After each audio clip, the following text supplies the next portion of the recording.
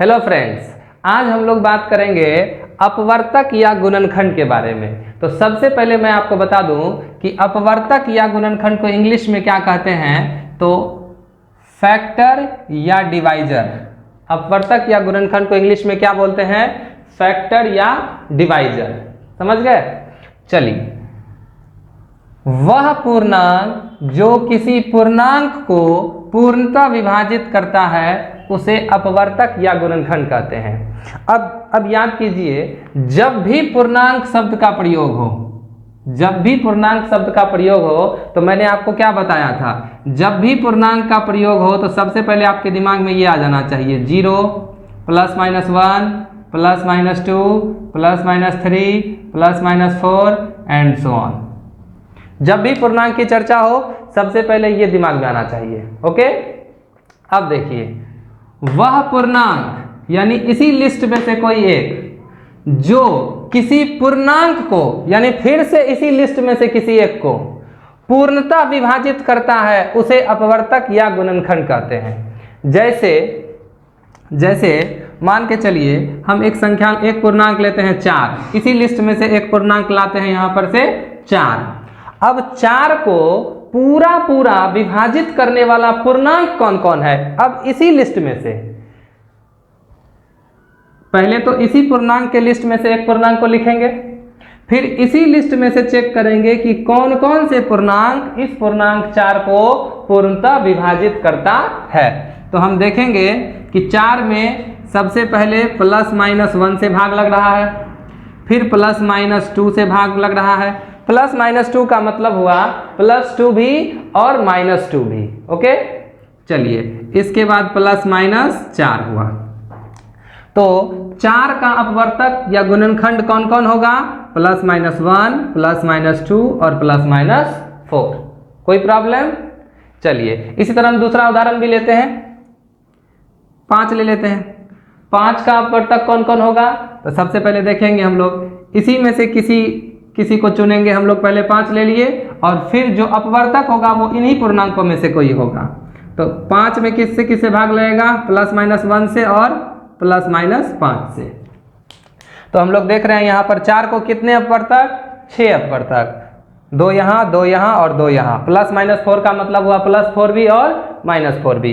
ठीक उसी तरह 5 का अपवर्तक कौन कौन होगा, +- 1 और +- 5। ठीक है, तो 5 को 4 अपवर्तक आ गई बात समझ में। अब हम लोग देखते हैं यहाँ पैराग्राफ चेंज करके कुछ लिखा हुआ है, +- 1 तथा +- n किसी पूर्णांक n का अपवर्तक होता है। इसका क्या मतलब हुआ, अब सुनिए।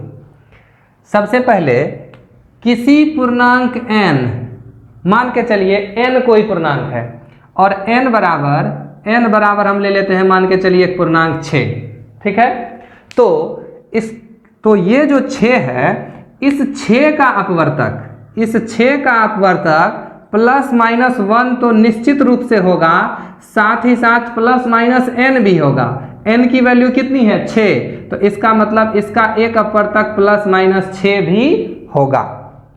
+- 1 और +- n किसी भी पूर्णांक n का अपवर्तक होता है। अच्छा, इसका ये मतलब नहीं है कि 6 का अपवर्तक सिर्फ यही दोनों होगा, ऐसी कोई बात नहीं है। ये दोनों तो होगा ही, और कुछ हो भी सकता है, नहीं भी हो सकता है, क्योंकि हम जानते हैं कि 6 का अपवर्तक +- 2 भी होगा और +- 3 भी होगा। लेकिन ये फिक्स है, +- 1 और +- 6 फिक्स है, इसको आना ही आना है। जैसे यहाँ देखिए, 4 का अपवर्तक है, +- 1 आया है निश्चित रूप से, और +- 4 भी है। ठीक उसी तरह यहाँ 5 का अपवर्तक है, तो +- 1 और +- 5, ये इन दोनों को तो आना ही आना है। आ गई बात समझ में? किसी को कोई दिक्कत? चलिए, अब देखते हैं यहाँ क्या लिखा हुआ है। सभी पूर्णांक शून्य के अपवर्तक होते हैं। सभी पूर्णांक किसके अपवर्तक होते हैं, शून्य के अपवर्तक होते हैं। चलिए, अब हम लोग शून्य के अपवर्तक को लिखेंगे यहाँ पर। तो अब लिखते हैं यहाँ पर शून्य के अपवर्तक। तो शून्य का अपवर्तक कौन कौन होगा, तो वह पूर्णांक जो किसी पूर्णांक को पूर्णतः विभाजित करता है उसे हम लोग अपवर्तक कहते हैं। तो वह कौन कौन से पूर्णांक है जो शून्य को विभाजित करेगा, तो हम लोग देखते हैं +- 1 ये भी शून्य को पूरा पूरा विभाजित करेगा, +-2 ये भी शून्य को पूरा पूरा विभाजित करेगा, +-3 ये भी शून्य को पूरा पूरा विभाजित करेगा, +-4 ये भी शून्य को पूरा पूरा विभाजित करेगा। तो हम देख सकते हैं कि यहाँ ये सभी जितने भी पूर्णांक है ये सारे के सारे इस शून्य का अपवर्तक होता है। आ गई बात समझ में। एक बात यहाँ पर और गौर करने वाली बात है कि सभी पूर्णांक शून्य के अपवर्तक होते हैं। यहाँ लिखा हुआ है सभी पूर्णांक, तो शून्य के अपवर्तक तो सभी पूर्णांक होना चाहिए, इसका मतलब शून्य भी होना चाहिए, ठीक ना। तो दो तरह की बातें हैं। देखिए, शून्य का अपवर्तक शून्य भी होता है, शून्य का अपवर्तक शून्य भी होता है, लेकिन क्या यह संभव है कि इस शून्य से इस शून्य में भाग दिया जाए? क्योंकि हम लोग यहाँ क्या पढ़ते हैं, अपवर्तक के बारे में क्या पढ़ते हैं, वह पूर्णांक जो किसी पूर्णांक को पूरा पूरा विभाजित करता है। अगर हम लिखते हैं कि 12 का एक अपवर्तक 4 है, तो इसका मतलब ये हुआ कि 4 से 12 में पूरा पूरा भाग लगेगा। अगर हम लिखते हैं कि 16 का एक अपवर्तक 8 है, तो इसका मतलब ये हुआ कि 8 से 16 में पूरा पूरा भाग लगेगा। और यदि हम ये लिखते हैं कि 0 का अपवर्तक 0 होगा, तो फिर 0 से भी 0 में पूरा पूरा भाग लगना चाहिए। जबकि पीछे के क्लासेस में मैंने आपको बताया है कि 0 से 0 में भाग देना संभव नहीं है, हम लोग 0 से 0 में भाग नहीं दे सकते हैं। तो फिर कैसे ये 0 इस 0 का अपवर्तक होगा? तो सुनिए, एक और तरीका होता है पूर्णांकों को, अपवर्तकों को बताने का, वो मैं आपको बताता हूं। जैसे देखिए, 8 एक पूर्णांक है और 8 को हम लोग क्या लिख सकते हैं, 2 × 4। तो यदि किसी पूर्णांक को दो पूर्णांकों के गुणनफल के रूप में अगर हम लिख सकते हैं, तो ये जो पहला वाला पूर्णांक है, ये पूर्णांक इस पूर्णांक का अपवर्तक होता है, ठीक ना। अगर इस तरीके को हम लोग फॉलो करते हैं तो हम लोग देखते हैं कि मान के चलिए अगर 12 है, तो 12 को हम लोग लिख सकते हैं 2 × 6। तो ये जो पूर्णांक है 2, वो इस पूर्णांक 12 का क्या होगा, एक अपवर्तक होगा। अपवर्तकों को इस तरीके से भी समझा जाता है, ठीक है। तो इस दृष्टिकोण से अगर हम देखते हैं तो हम लिख सकते हैं 0 को 0 × 2, ठीक ना। तो ये 0 जो है वो इस 0 का एक अपवर्तक होगा। क्लियर है, कोई दिक्कत? चलिए, तो इस तरह से हम लोग कह सकते हैं कि जितने भी पूर्णांक होते हैं, जितने भी पूर्णांक हैं, वे सारे के सारे किसके अपवर्तक होंगे, शून्य के अपवर्तक होंगे। लेकिन शून्य किसी भी शून्येतर पूर्णांक का अपवर्तक नहीं होता है। लेकिन शून्य जो है वो किसी भी शून्येतर पूर्णांक, शून्येतर का मतलब क्या हुआ, शून्येतर का मतलब होता है शून्य को छोड़कर। इसको इंग्लिश में बोलते हैं नॉन जीरो। क्या बोलते हैं इसको इंग्लिश में? Non zero. शून्येतर मतलब शून्य को छोड़कर। तो शून्य किसी भी शून्येतर पूर्णांक का अपवर्तक नहीं होता है। शून्य जो है, ये शून्य, इस शून्य का अपवर्तक तो हो सकता है, लेकिन बाकी किसी भी पूर्णांक का अपवर्तक नहीं होगा। 4 का अपवर्तक शून्य नहीं हो सकता है, 5 का अपवर्तक नहीं हो सकता है, 6 का अपवर्तक नहीं हो सकता है, किसी भी पूर्णांक का, -2, -5, -7, जैसे -7 है तो -7 का अपवर्तक +-1 और +-7 होगा। 0 कभी भी -7 का अपवर्तक नहीं होगा। 0 से कभी भी -7 में भाग नहीं लगेगा, 6 में भाग नहीं लगेगा, 5 में नहीं लगेगा, 4 में नहीं लगेगा। ये जो दूसरे तरीके से हम लोग इसको देख रहे थे पूर्णांक अपवर्तकों को, इस दृष्टिकोण से भी अगर हम लोग देखेंगे तो शून्य जो है वो किसी भी शून्येतर पूर्णांक का अपवर्तक नहीं होगा। जैसे मान के चलिए 5 है, अगर इसको हम इस तरह से एक्सप्रेस कर पाए, 0 को अगर किसी दूसरे पूर्णांक से गुना करने पर 5 होने लगेगा, तो ये 0 इस 5 का अपवर्तक हो जाएगा। लेकिन क्या यह संभव है कि 0 को आप किसी भी पूर्णांक से गुना करके 5 के बराबर पहुंच जाइएगा? ऐसा नहीं हो सकता है। 0 को किसी भी पूर्णांक से गुना करके 5 के बराबर नहीं लाया जा सकता है। इसीलिए हम लोग कहेंगे कि ये 0 जो है इस 5 का अपवर्तक नहीं है। शून्य किसी भी शून्येतर पूर्णांक का अपवर्तक नहीं होता है। एक स्पेशल केस है, शून्य सिर्फ अपने आप का अपवर्तक हो सकता है, अदरवाइज और किसी भी पूर्णांक का अपवर्तक नहीं होगा। हो गया क्लियर? चलिए, तो ये पूर्णांकों, अपवर्तक और गुणनखंड के बारे में ये सारी टॉपिक्स थी। आशा करते हैं कि आप लोग इसको समझ गए होंगे। अब अगली टॉपिक में मैं आपको बताने जा रहा हूँ महत्तम समापवर्तक यानी कि हाईएस्ट कॉमन फैक्टर। चलिए अब उसको हम लोग देखते हैं। अभी तक मैंने आपको अपवर्तक या गुणनखंड के बारे में बताया। अब मैं आपको महत्तम समापवर्तक, जिसको इंग्लिश में हाईएस्ट कॉमन फैक्टर या ग्रेटेस्ट कॉमन डिवाइजर भी बोलते हैं, इसके बारे में बताने जा रहा हूँ। तो चलिए सबसे पहले मेरा एक प्रश्न है, या फिर मैं देखता हूँ बहुत सारे बच्चों को, जब उनसे पूछता हूँ कि बाबू बताओ तुमको HCF पता है, वो बताता है कि जी पता है। 4 और 6 का HCF बताओ, 12 या 18 का HCF बताओ, वो तुरंत निकाल कर दिखा देता है। छोटे छोटे हम लोग बच्चे से ही HCF सीखते हैं। लेकिन HCF है क्या? अगर मैं किसी से कहूँ कि HCF का डेफिनेशन दो, किसको कहते हैं HCF, क्या समझते हो HCF के बारे में, HCF के बारे में 2 लाइन बोल के दिखाओ, तो पता चलता है कि वो कुछ नहीं बता पाता है। तो आज मैं आपको बताने जा रहा हूँ डिटेल्स में HCF होता क्या है। ओके, तो चलिए देखते हैं। सबसे पहली बात, महत्तम समापवर्तक, हिंदी में बोलते हैं इसको महत्तम समापवर्तक और इंग्लिश में बोलते हैं हाईएस्ट कॉमन फैक्टर या ग्रेटेस्ट कॉमन डिवाइजर, और संक्षिप्त में शॉर्टकट में इसको HCF या फिर GCD भी कहा जाता है। HCF या GCD। HCF का मतलब हो गया हाईएस्ट कॉमन फैक्टर और GCD का मतलब हो गया ग्रेटेस्ट कॉमन डिवाइजर। तो इसकी इंग्लिश तो समझ गए। अब चलते हैं हम लोग, अब ये जानना चाहेंगे हम लोग कि HCF होता क्या है दरअसल। ठीक है, तो मैं आपको 2 तरीके से HCF के बारे में बताऊंगा। एक तो इसके डेफिनेशन के थ्रू और दूसरा इसके नाम के थ्रू। नाम के थ्रू भी हम लोग समझने की कोशिश करेंगे और डेफिनेशन के थ्रू भी समझने की कोशिश करेंगे। ओके, तो चलिए सबसे पहले हम लोग नाम के थ्रू समझते हैं। महत्तम समापवर्तक, चलिए देखिए, इसका नाम है महत्तम समापवर्तक।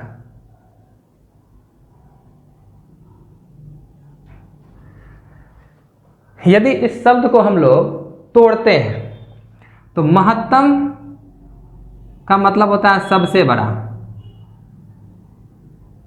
सबसे बड़ा। उसके बाद समापवर्तक को अगर हम लोग 2 टुकड़ा में तोड़ते हैं तो इस तरह से समझेंगे हम लोग समजोड़ अपवर्तक, समजोड़ अपवर्तक। ठीक है, तो सबसे बड़ा का इंग्लिश हो गया हाईएस्ट, सम का इंग्लिश हो गया कॉमन, जिसको हम लोग उभयनिष्ठ भी बोलते हैं, और अपवर्तक का मतलब हो गया फैक्टर। अपवर्तक का हिंदी क्या हो गया? फैक्टर। हाईएस्ट कॉमन फैक्टर, सबसे बड़ा सम अपवर्तक। सम अपवर्तक का सम का मतलब होता है उभयनिष्ठ यानी कि कॉमन। सम का मतलब क्या होता है? उभयनिष्ठ यानी कि कॉमन। अब इसको समझते हैं। देखिए, पहले तो हम लोग 2 पूर्णांकों को लेते हैं उदाहरण के रूप में। जैसे मान के चलिए 2 पूर्णांक ले लेते हैं 12 और 18। 12 और 18 ये पूर्णांक का लिस्ट है। हम लोग कई बार इसके बारे में मैं आपको बता चुका हूँ कि ये पूर्णांकों का लिस्ट है। जब भी पूर्णांक की बात आएगी तो ये चीज़ आपके दिमाग में आ जाना चाहिए। इसी लिस्ट में से 2 पूर्णांक लेते हैं, कोई भी 2 पूर्णांक ले सकते हैं, 12 और 18 हम लोग लेते हैं। चलिए, तो अब सबसे लास्ट में यहाँ क्या है? फैक्टर।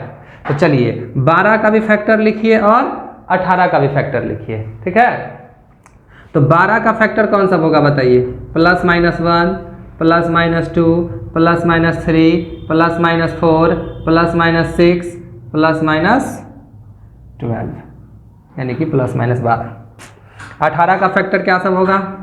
+-1 +-2 +-3, 4 तो नहीं होगा, +-6 +-9 और +-18 यानी कि +-18। चलिए, तो ये हो गया फैक्टर। सबसे पहले तो हम लोग क्या लिखेंगे? 12 और 18 दोनों ही पूर्णांकों का फैक्टर लिखेंगे। ठीक है, उसके बाद हम लोग लिखेंगे कॉमन फैक्टर। पहले फैक्टर, उसके बाद कॉमन फैक्टर, उसके बाद कॉमन फैक्टर। तो एक बात बताइए, कॉमन के बारे में हम लोग पहले भी बातचीत कर चुके हैं। कॉमन का मतलब होता है जो दोनों में हो, ठीक ना, जिसका इस्तेमाल दोनों कर रहे हो, तीनों कर रहे हो। क्योंकि यहाँ पर दो पूर्णांक है इसलिए दोनों की बात कर रहे हैं हम लोग। तो बताइए तो ऐसे कौन कौन से फैक्टर है जो दोनों जगह है? 12 में भी है, 12 के फैक्टर में भी है और 18 के फैक्टर में भी है। तो हम आसानी से कह सकते हैं यहाँ पर कॉमन फैक्टर्स कौन है? प्लस माइनस 1 दोनों में है तो प्लस माइनस 1 को लिखेंगे, प्लस माइनस 2 दोनों में है प्लस माइनस 2 को लिखेंगे, प्लस माइनस 3 दोनों में है प्लस माइनस 3 को लिखेंगे, प्लस माइनस 4 यहाँ है इसमें नहीं है, प्लस माइनस 6 इसमें है इसमें भी है तो प्लस माइनस 6 दोनों जगह है। उसके बाद प्लस माइनस 9 इसमें है तो इसमें नहीं है और ये दोनों भी कॉमन नहीं है। तो ये टोटल जो देख रहे हैं आप लोग, इसको हम लोग कहेंगे 12 और 18 का कॉमन फैक्टर्स। ये सारे के सारे क्या हैं? 12 और 18 के कॉमन फैक्टर्स हैं, ठीक ना। तो अब देखिए, सबसे पहले हम लोगों ने फैक्टर समझा, उसके बाद कॉमन फैक्टर, और अब हम लोग लिखेंगे हाईएस्ट कॉमन फैक्टर।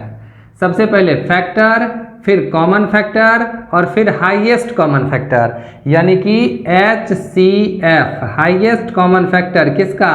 12 और 18 का। अब आप खुद बताइए कि इन कॉमन फैक्टर्स में सबसे बड़ा कौन है? तो इसमें सबसे बड़ा कौन है? +6, -6 नहीं, +6। -6 तो सबसे छोटा हो जाएगा, इसलिए हम लोग HCF किसका? 12 और 18 का, 12 और 18 का HCF कितना लिखेंगे? 6 लिखेंगे। ये जो 6 है ये 6 +6, -6 नहीं, -6 सबसे छोटा आवर्तक हो जाएगा यहाँ पर कॉमन फैक्टर। तो +6 जो है ये 12 और 18 का क्या होगा? HCF होगा। आगे बात समझ में? इसी चीज़ को हम लोग बचपन में सीखे थे भाग विधि से, इस तरह से निकालने के लिए। यदि हम लोग को कोई कहता था कि 12 और 18 का HCF निकालो, तो 12 और 18 का HCF हम लोग इस तरह से निकाल देते हैं। 12 से 18 में भाग देते हैं, एक बार में यहाँ होता है 12, फिर यहाँ से स्पल 6 से इस 12 में भाग देते हैं, 6 दूनी 12, और ये हो गया हम लोगों का HCF। यही 6 हमारा क्या होता था? HCF होता था। लेकिन आज हम लोग सीख रहे हैं इसका जो नाम है महत्तम समापवर्तक, मतलब क्या? उभयनिष्ठ अपवर्तकों में सबसे बड़ा। अगर दो पूर्णांक हम लोग लेते हैं तो दोनों पूर्णांकों का पहले अपवर्तक लिखेंगे, फिर दोनों का कॉमन फैक्टर्स लिखेंगे यानी उभयनिष्ठ अपवर्तक लिखेंगे, और उन उभयनिष्ठ अपवर्तकों में जो सबसे बड़ा पूर्णांक होगा उसी को हम लोग हाईएस्ट कॉमन फैक्टर बोलते हैं।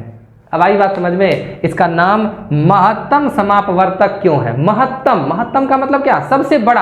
आखिर इसके नाम में क्यों लगा हुआ है सबसे बड़ा समापवर्तक, उभयनिष्ठ अपवर्तक?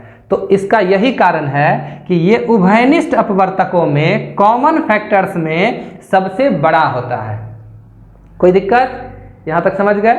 चलिए, अब हम लोग अगर इस तरह से, मेरे ख्याल से आप लोग इस तरह से समझ गए होंगे, लेकिन अगर इस तरह से नहीं भी समझे तो भी हम अब डेफिनेशन के हिसाब से भी इसको फिर से समझाने की कोशिश करते हैं। देखिए, यहाँ पर परिभाषा में क्या लिखा हुआ है? परिभाषा में ये लिखा हुआ है, वह बड़ा से बड़ा धनात्मक पूर्णांक जो 2 या 2 से अधिक पूर्णांकों को पूर्णतः विभाजित करता है महत्तम समापवर्तक कहलाता है।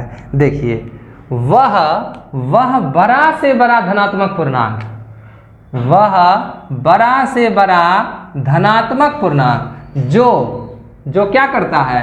2 या 2 से अधिक पूर्णांकों को, तो पहले 2 पूर्णांकों को लिखिए।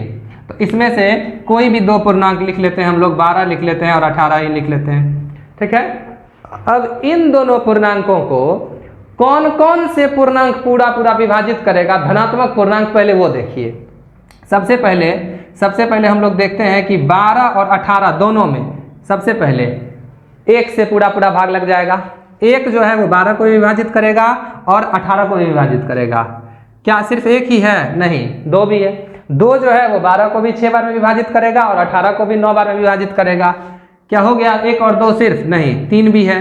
3 से भी 12 में पूरा भाग लगेगा और 18 में भी पूरा भाग लगेगा। उसके बाद हम लोग देखते हैं कि यहीं पर समाप्त हो गया? नहीं, 6 भी एक और ऐसा पूर्णांक है जो 12 और 18 दोनों को पूरा पूरा विभाजित करेगा। तो ध्यान से देखिए, 2 या 2 से अधिक पूर्णांकों को, ये दोनों पूर्णांकों को वह बड़ा से बड़ा धनात्मक पूर्णांक जो विभाजित करता है, ये चारों के चारों धनात्मक पूर्णांक पॉजिटिव इंटीजर्स हैं जो 12 और 18 दोनों को विभाजित कर रहे हैं, 1 भी, 2 भी, 3 भी और 6 भी। लेकिन इसमें से सबसे बड़ा कौन है? सबसे बड़ा धनात्मक पूर्णांक 6 है। 6 से ही 12 में भी पूरा पूरा भाग लग जाता है और 18 में भी पूरा पूरा भाग लग जाता है। अब आई बात समझ में? ये इसका डेफिनेशन है। महत्तम समापवर्तक, जिसको हम लोग हाईएस्ट कॉमन फैक्टर बोलते हैं, इसका डेफिनेशन ये है, वह बड़ा से बड़ा धनात्मक पूर्णांक। इन पूर्णांकों में, ये जो पूर्णांक है, इन पूर्णांकों में सबसे बड़ा धनात्मक पूर्णांक 6 है, जो एक साथ 12 और 18 दोनों को पूरा पूरा विभाजित कर रहा है। क्लियर हो गया? तो इसलिए हम लोग 6 को 12 और 18 का HCF हाईएस्ट कॉमन फैक्टर कहेंगे। कोई दिक्कत? चलिए अब हम लोग क्या करते हैं, कुछ और पूर्णांकों को लेकर का एग्जांपल लेकर आपको बताते हैं HCF। जैसे देखिए, हम लोग यहां से कोई एक पूर्णांक ले लेते हैं 3 और यहीं से कोई एक पूर्णांक ले लेते हैं, मान के चलिए 4, ठीक ना? तो 3 और 4 का HCF क्या होगा? तो 3 और 4 का HCF क्या होगा? 3 का पहले फैक्टर लिखेंगे +-1 और +-3, 4 का फैक्टर लिखेंगे +-1 +-2 और +-4। सबसे पहले फैक्टर हो गया, यानी गुणनखंड हो गया। अब उभयनिष्ठ गुणनखंड, उभयनिष्ठ गुणनखंड, उभयनिष्ठ गुणनखंड मीन्स कॉमन फैक्टर जो दोनों में है। अब बताइए, इन दोनों में कौन कौन से फैक्टर कॉमन है? सिर्फ +-1, सिर्फ कौन है कॉमन? +-1। तो यहां पर हम लोग लिखेंगे therefore highest common factor HCF किसका किसका? 3 और 4 का। कौन है सबसे बड़ा? +1। -1 तो होगा ही नहीं। -1 कभी भी निगेटिव नंबर जो होता है, निगेटिव इंटीजर जो होता है, वो कभी भी HCF नहीं होता है। यहाँ लिखा हुआ साफ, वह बड़ा से बड़ा धनात्मक पूर्णांक। तो जब भी महत्तम समापवर्तक की बात होगी, वो हमेशा धनात्मक पूर्णांक ही होगा, पॉजिटिव इंटीजर भी ही होगा। HCF कभी निगेटिव नहीं होता है। इस चीज को हम लोग सेट करेंगे दिमाग में। लेकिन जो 2 या 2 से अधिक पूर्णांकों को, तो यहां पर हम जो 2 पूर्णांक लेंगे, 2 या 2 से अधिक पूर्णांक लेंगे, वो हम लोग कोई भी पूर्णांक ले सकते हैं, पॉजिटिव भी ले सकते हैं और निगेटिव भी ले सकते हैं। जैसे देखिए, जैसे यहाँ पर 3 और 4 का HCF 1 हुआ, अगर हम यहाँ पर -3 और 4 का HCF निकालेंगे तो क्या होगा? कोई फर्क नहीं पड़ेगा। -3 और 4 का HCF भी एक ही होगा, क्योंकि -3 का फैक्टर सेम, 4 का फैक्टर सेम, उभयनिष्ठ गुणनखंड कॉमन फैक्टर्स यही होगा, और HCF भी -3 और 4 का कितना होगा? एक ही होगा। आई बात समझ में? अगर हम यहाँ -3 की जगह यहाँ -4 कर दें तो भी कोई फर्क नहीं पड़ेगा। 3 और -4 का HCF भी कितना होगा? एक ही होगा।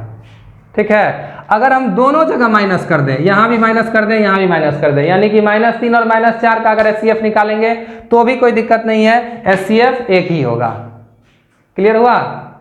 अगर हम 3 और 4 का HCF निकालते हैं तो भी एक, -3 और 4 का HCF तो भी एक, 3 और -4 का HCF तो भी एक, और -3 -4 का HCF तो भी एक।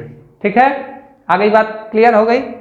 चलिए अब एक चीज और रह गया इसमें से, निगेटिव इंटीजर्स का देख लिए, पॉजिटिव इंटीजर्स का देख लिए, अब सिर्फ जीरो के साथ देखना है कि जीरो के साथ अगर और किसी इंटीजर को हम लोग रखते हैं तो उसका HCF क्या होगा।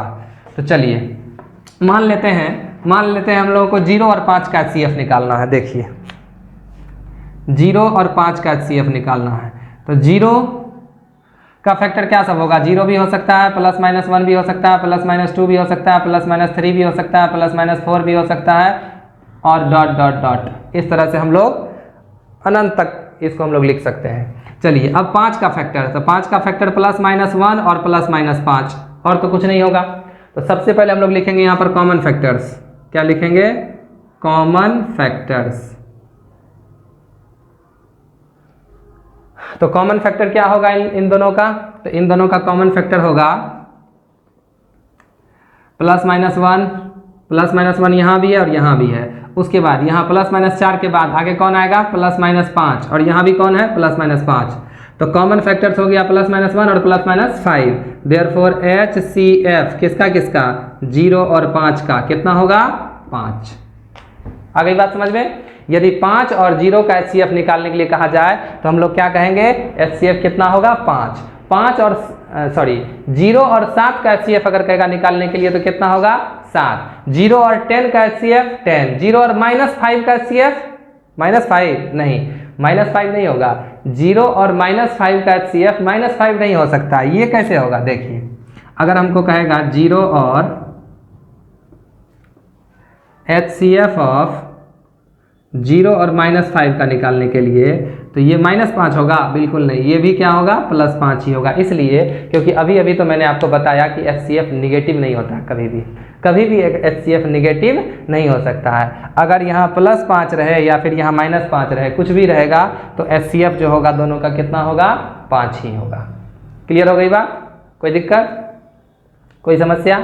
चलिए अब एकमात्र और चीज छूट गया कि यदि दोनों नंबर 0 ही हो जाए, 0 का कहे HCF निकालने के लिए तब क्या होगा, तो उसको भी हम लोग देख लेते हैं। देखिए अगर 0 और 0 का ही HCF कहेगा निकालने के लिए तो यहाँ जो पहला इंटीजर है वो तो 0, दूसरा इंटीजर भी 0, तो इसके फैक्टर्स भी क्या हो जाएंगे same to same, common factors same to same. अब आप लोग खुद बताइए कि सबसे बड़ा कॉमन फैक्टर, ये जो कॉमन फैक्टर्स है, इन कॉमन फैक्टर्स में से सबसे बड़ा कॉमन फैक्टर कौन है? क्या ये 3 है? 3 के बाद 4 नहीं आएगा, 5 नहीं आएगा, 6 नहीं आएगा, तो सबसे बड़ा कॉमन फैक्टर क्या होगा? तो इस सिचुएशन में हम लोग कहेंगे कि 0 और 0 का HCF हम लोग नहीं निकाल सकते हैं। ठीक है, 0 और 0 का HCF अनडिफाइन हो जाएगा क्योंकि ये सबसे बड़ा कॉमन फैक्टर मिलेगा ही नहीं कभी। आ गई बात समझ में? तो इस परिस्थिति में हम लोग कहेंगे कि ये अनडिफाइन हो जाएगा 0 और 0 का HCF। ओके, तो मेरे ख्याल से आप लोग इस टॉपिक को समझ गए होंगे। इससे पहले मैंने आपको अपवर्तकों या गुणनखंडों के बारे में बताया और इसके बाद यहाँ महत्तम समापवर्तक यानी हाईएस्ट कॉमन फैक्टर के बारे में बताया। जनरली स्टूडेंट HCF निकाल तो लेता है लेकिन वो इस तरह से HCF को समझता नहीं है कि HCF का मतलब क्या हुआ। यदि मैं आपसे पूछूं कि 4 और 6 का HCF क्या है, तो दिमाग में सोचना है कि वह कौन से बड़ा धनात्मक पूर्णांक है जो 4 और 6 दोनों को डिवाइड कर देगा, दोनों को विभाजित कर देगा। तो हम लोग इस तरह से सोचेंगे कि 1 से भी 4 और 6 में भाग लग जाएगा, 2 से भी 4 और 6 में भाग लग जाएगा, तो इसका मतलब 2 जो है वो 4 और 6 का HCF होगा। क्योंकि 2 से बड़ा अगर कोई पूर्णांक लेते हैं, हम लोग 4 लेते हैं, तो 4 से 4 में तो भाग लग जाएगा लेकिन 4 से 6 में भाग नहीं लगेगा। 3 से 6 में तो भाग लग जाएगा लेकिन 3 से 4 में भाग नहीं लगेगा। तो वह बड़ा से बड़ा धनात्मक पूर्णांक है जो 4 और 6 दोनों को एक साथ विभाजित करेगा। तो 4 और 6 का HCF कितना होगा? 2 होगा। आशा करते हैं कि मेरी बात आप लोग समझ गए होंगे। धन्यवाद।